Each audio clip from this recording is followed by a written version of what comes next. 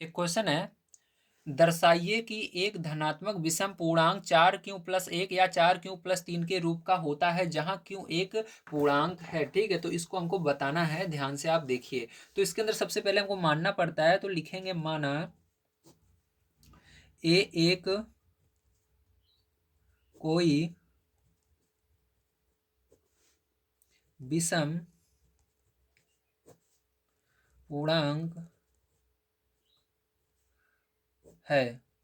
ठीक है, ए को क्या मान लेना है आपको, विषम पूर्णांक मान लेना है, तथा हमारा बी बराबर क्या हो जाएगा, 4 हो जाएगा। ठीक है, बी बराबर 4। अब तब देखिए इसके बाद आपको सूत्र पता है क्या होता है, ए बराबर बी क्यू प्लस आर होता है। तो ए यहाँ पर क्या है, भाज्य होता है, बी भाजक, क्यों भाज्य, देखो भाज्य बराबर भाजक गुणे भागफल प्लस शेषफल। ठीक है, ए क्या है, भाज्य है, भाजक ये, भागफल ये शेषफल। ठीक है, अब ध्यान से समझिएगा इसके अंदर, तो यहाँ पर हम लिखेंगे।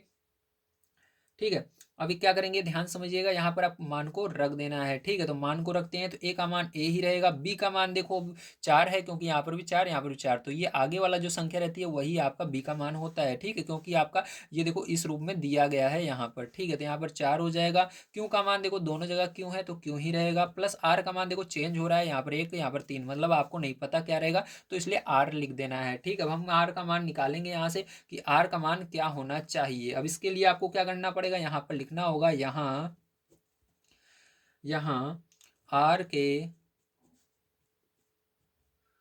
संभावित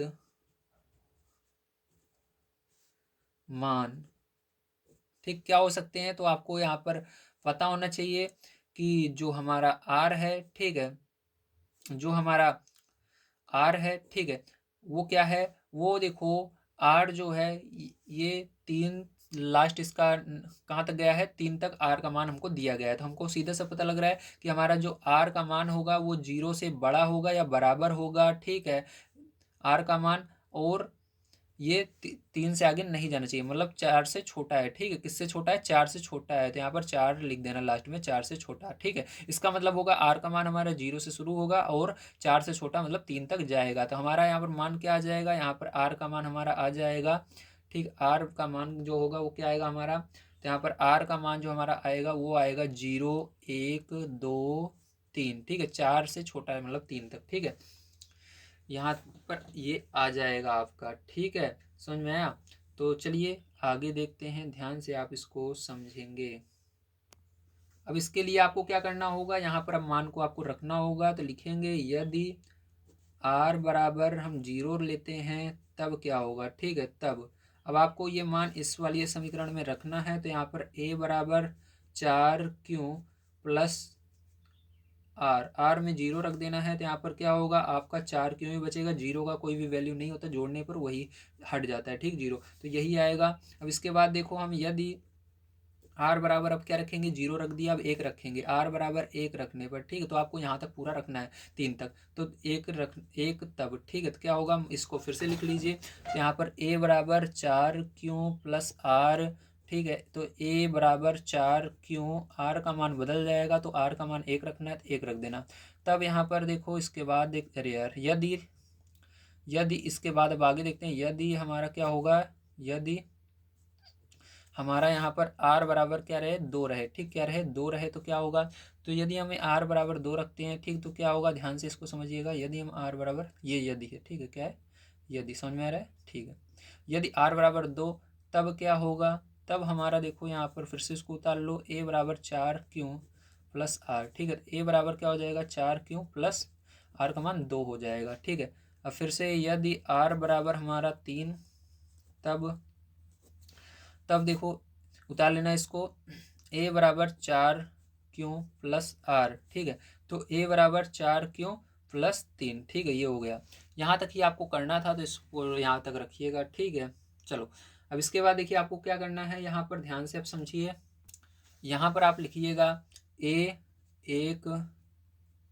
एक ए एक विषम पूर्णांक है, ए एक हमने माना है क्या है, विषम पूर्णांक है, इसलिए इसलिए किस रूप का नहीं होगा, न तो इसके रूप का होगा न तो इसके, क्योंकि ये सम पूर्णांक है। सम पूर्णांक कैसे, क्योंकि यहाँ पर कोई मान रखोगे, जैसे आपने एक रखा, एक का गुणा 4 में को 4, 4 2 से कट जाता है, अगर 2 से कोई भी संख्या कट जाती है वो सम होगा। तो यहाँ पर रखोगे 2, रखोगे 2 चौक 8, 8 भी 2 से कट जाएगा। लेकिन इस वाले में देखो, अगर 2 रखोगे तो ये 4 दूने 8 और एक जुड़ेगा 9 हो जाएगा, 9 2 से नहीं कटता। ये क्या है, ये विषम है, ये भी सम है, ये भी सम है, ठीक। तो ये जिसमें मैंने टिक लगाया ये क्या है, आपके ये सम पूर्णांक है, ठीक। तो यहाँ पर लिख देना ए एक विषम पूर्णांक है, इसलिए 4 क्यों, 4 क्यों प्लस 2 के रूप का नहीं हो सकता, रूप का नहीं हो सकता।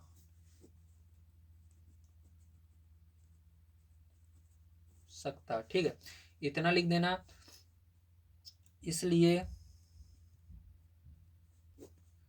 यह है किस रूप का होगा, ये होगा आपका 4 क्यों+1, ठीक है, या 4 क्यों+3, 3 के रूप का होता है। तो प्यारे, आप सभी को सारी चीज़ें समझ में आ गई होंगी किस प्रकार से करना था इस क्वेश्चन को। तो चलिए, अगर वीडियो पसंद आया तो लाइक कर दीजिएगा। मिलते हैं अगले क्वेश्चन पर, ध्यान से इसको आपको कर लेना है कॉपी में।